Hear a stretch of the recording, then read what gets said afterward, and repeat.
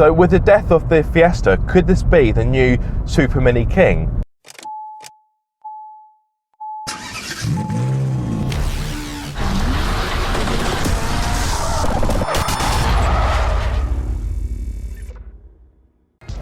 Now, if you ask me, the Suzuki Swift is quite a likeable car, cheap, cheerful, and a bit of an underdog in a world that is dominated, well, was dominated by the Ford Fiesta. There is a new one, a 4th generation, and I'm not a big fan of the styling. That aside, what is it like to drive? Let's find out. So before we set off, let's kick off with some headlines. The new car offers more performance, better fuel economy, and lower CO2 emissions. So a win-win, surely. Now, this is thanks to a new engine. You have the Z12E engine code, nerdy,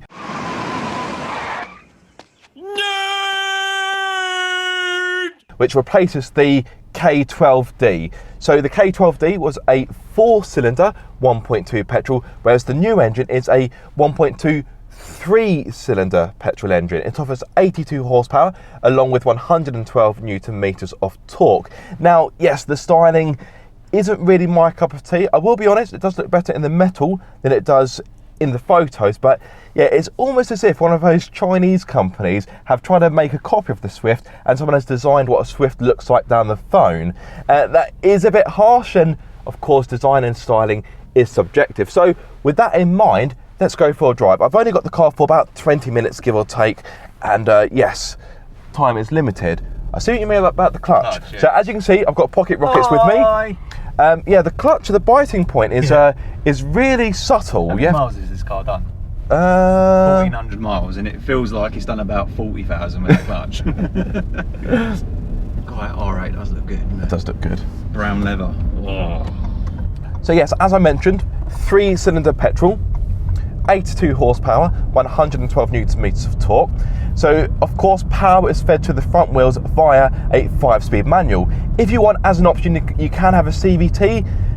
Why would you do that? I'm not a big fan of CVT, so I would urge you not to do that unless you really must have an automatic. It'll be interesting to hear the stat of how many people are buying CVTs over manuals. Yeah, so in regards to 0 to 62, I know not really relevant, but for the manual it's 12.5 seconds. If you go for the CVT, it improves to 11.9.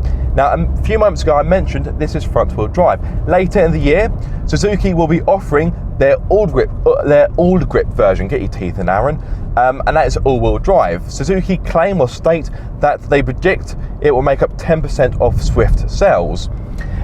The lineup is very simplistic. There's just 2 trim levels, Motion and Ultra. The Motion, it starts from £18,699, whereas the Ultra, I believe, is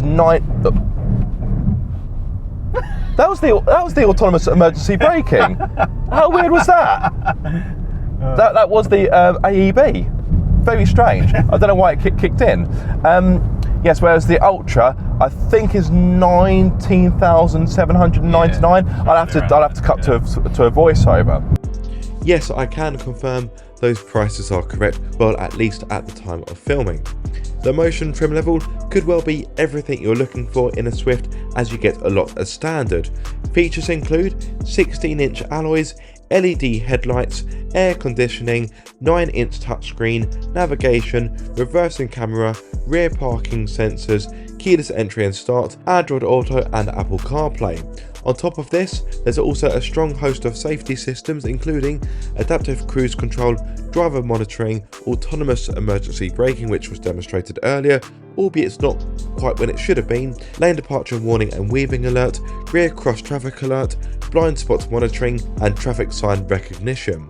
The Ultra, which is the version seen in this video, adds features such as 16-inch polished alloys, automatic air conditioning, electronically folding door mirrors and rear passenger heater outlet.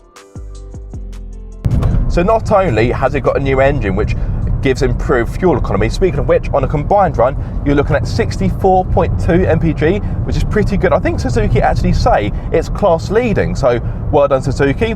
CO2 emissions, depending on the trim level, are as low as 99 grams per kilometre. So as a company car, it's fantastic. Exactly. Another reason why this is so fuel efficient, this weighs 949 kilograms, which in today's world is an absolute featherweight. Crazy considering it's got a mild hybrid on board. Yeah, exactly. For context, this is lighter than the current Mazda MX-5. That's mental, isn't it? And yet you can have 4 passengers in here, albeit with a bit of a squeeze.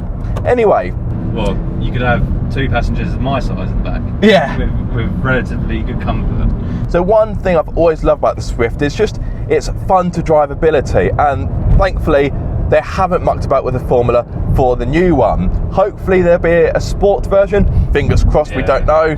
But yes, first impressions. You can really feel it's lightweight, can't you? Yeah, you certainly can. First impressions, is it still fun to drive?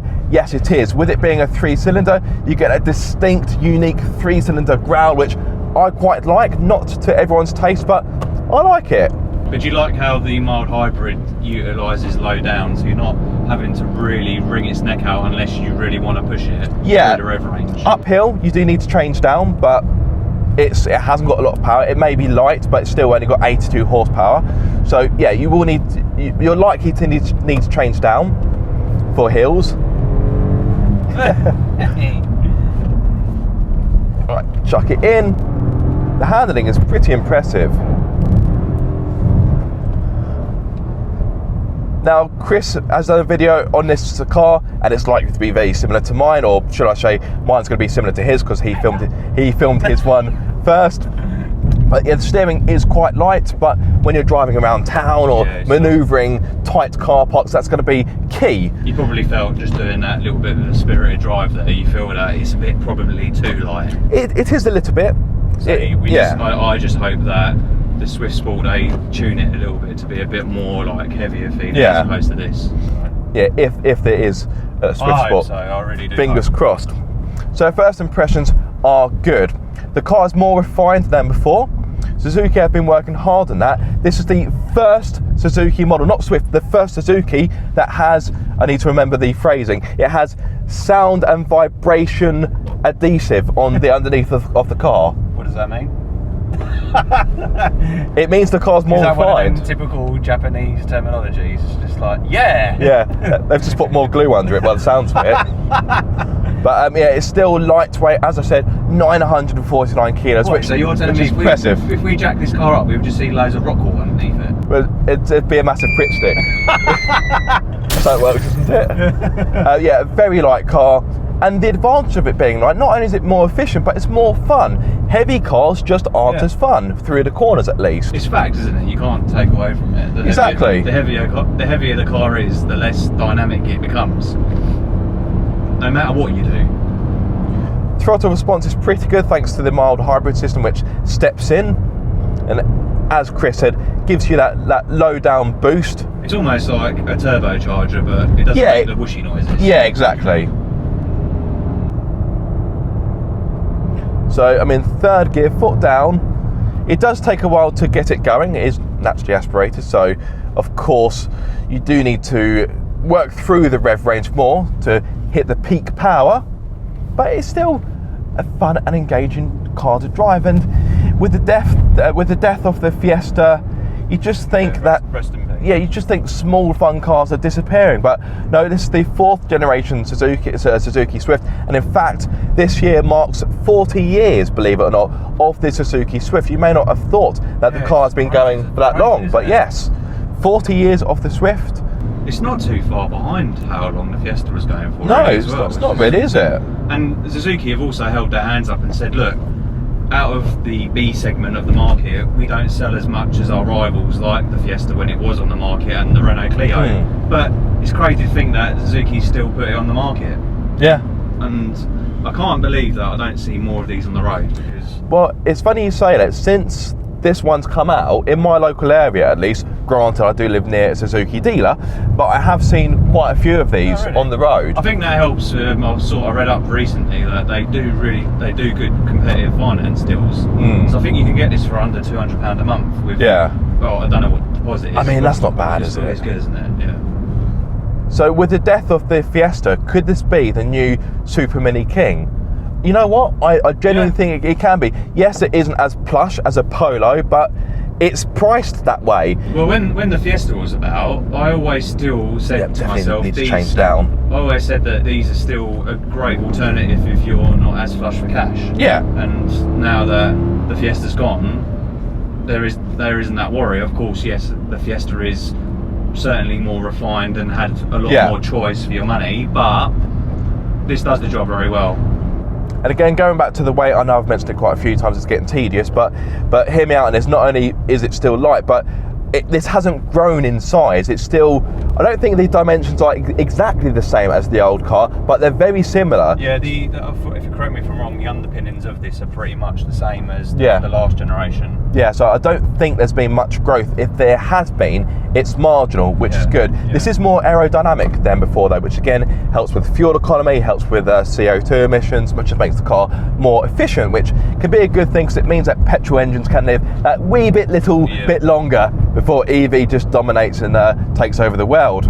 But yeah, this has been a fun but short drive.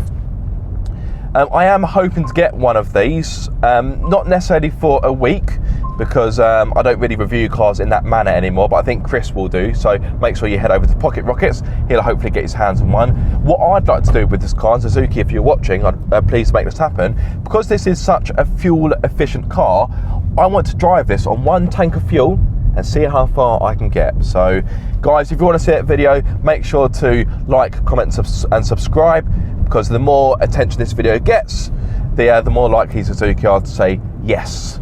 So yeah, please, if you have enjoyed this video, be sure to smash the like button and so forth, share it with friends and families, whoever, share it on forums, don't care where you share it, just share it. But like I say, this is a short drive. This isn't really a full-blown review, it's more of a first drive, first impressions, which first impressions are good. Oh. Like I say, if you'd like to see me do a long-range fuel test with the car, then yeah, you know what to do. But thank you to Suzuki for letting Chris and I have the car for a wee bit of time. And hopefully you'll see the car again on our respective channels in due course. I don't really think I've got much more to say. There probably would have been a few voiceovers in this video, just detailing the trim levels a bit more. Quickfire, what do you think of the interior? Yeah, but it's a cheap car. Yeah, I think for the price point of what Suzuki have done with it, when you compare it to previous Swifts, I think it's not bad. And considering that they've kept it to just 2 trim levels, they've made it very easy for the consumer. Yeah, I would opt just to go motion, because the Ultra, you don't really get too much more on top. You get alloy wheels, different alloy wheels, and you get automatic climate control as opposed to manual. Yeah. And I think that's pretty much it. I think there's one more thing, but I can't think of it off the top of my head. So really, for the extra cash, is the Ultra really worth it? Probably not. And I think that you'll probably see more motions on the market as opposed to Ultras.